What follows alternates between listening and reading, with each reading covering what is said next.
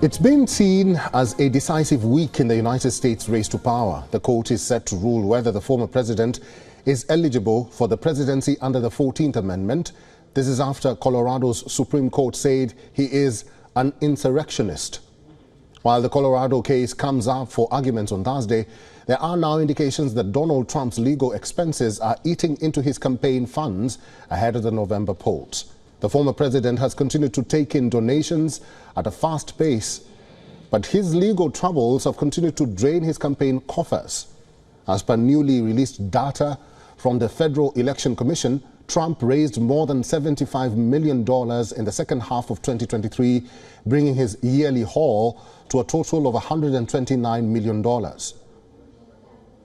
What's interesting here is that Trump raised much of this money when scandals about him were in the headlines.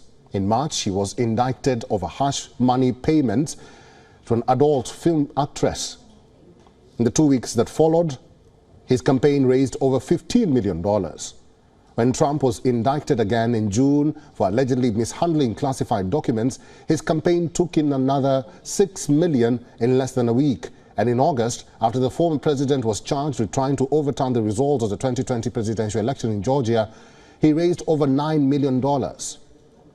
With increased support coming his way, Trump's campaign did not just continue through the arrangements. That is, through the arraignments. It thrived. But these funds were easy come and easy go. Much of them had to be poured back to ward off legal troubles. In fact, Trump's legal fees are by far the biggest cost of his campaign network. In early 2022, these expenses amounted to around $500,000 a month. Since then, the cost of defending Trump against criminal charges and lawsuits has ballooned to more than $5 million every month.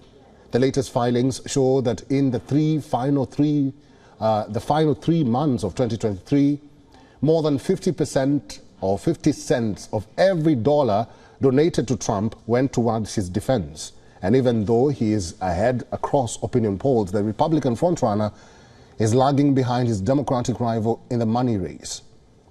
At the end of 2023, Trump's campaign stood at about $46 million, less than half of the $117 million held by President Joe Biden's campaign. Remember, in the previous election, Biden's cash advantage helped him outspend Trump in swing states. And as campaigns gain momentum on both sides, money may begin to matter more. But Trump's legal expenses are far from over. The trial dates spread through the summer of 2024. The cases are expected to unfold as Trump runs for president again. Now, as the election day draws closer, can Trump's donors continue to finance both his campaign as well as his army of lawyers?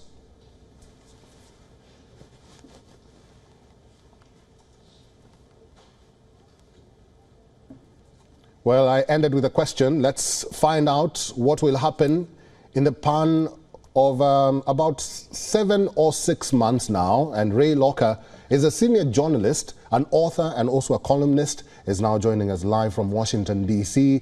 Mr. Locker, welcome to the show, and thanks very much for making time for us. You're welcome, Eric.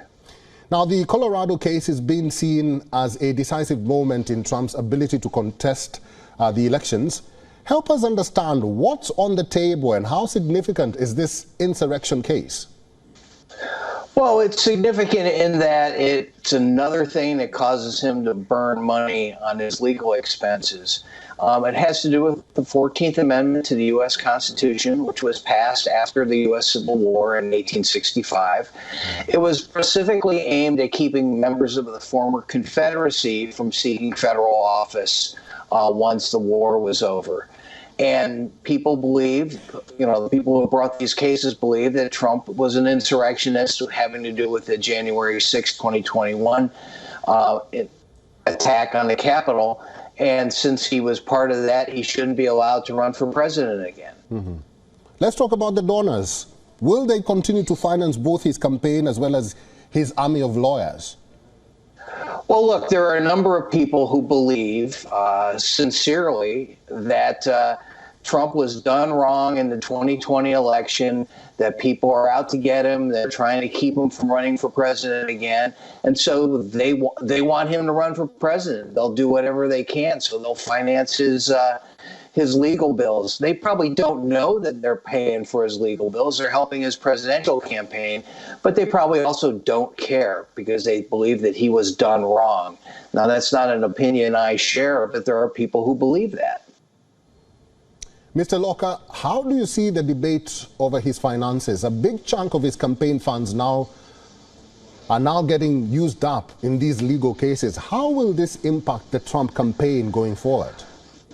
Well, it keeps him from being able to run an effective political campaign. He has his base of support. Those people aren't going to go away.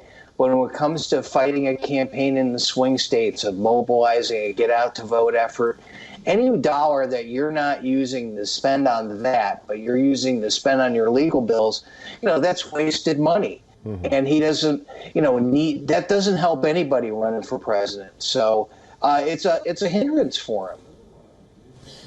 Well, at the end of 2023, Trump's campaign stood at about $46 million, less than half of the $117 million US held by President Joe Biden's campaign. Will this play again around this time where Joe Biden uses his money to win the election? Well, I think he's going to have more money than Trump is going to have. So, and he's not fighting any legal fights. So that makes it better for him. Trump has benefited because he's strong in certain states where he doesn't really have to spend a lot of money. I mean, he probably doesn't have to spend a lot of money in Texas that has a lot of electoral votes. But when you come down to fighting it out in swing states, Biden has a decisive advantage. Whether that's enough to get him reelected in November, it's hard to say, but it doesn't hurt. And Trump doesn't have that advantage. All right, I've been talking to Mr. Ray Locker, who's a senior journalist, an author and columnist. Thank you very much, Mr. Ray, for talking to us today. You're welcome. Thanks, Eric. WION is now available in your country. Download the app now and get all the news on the move.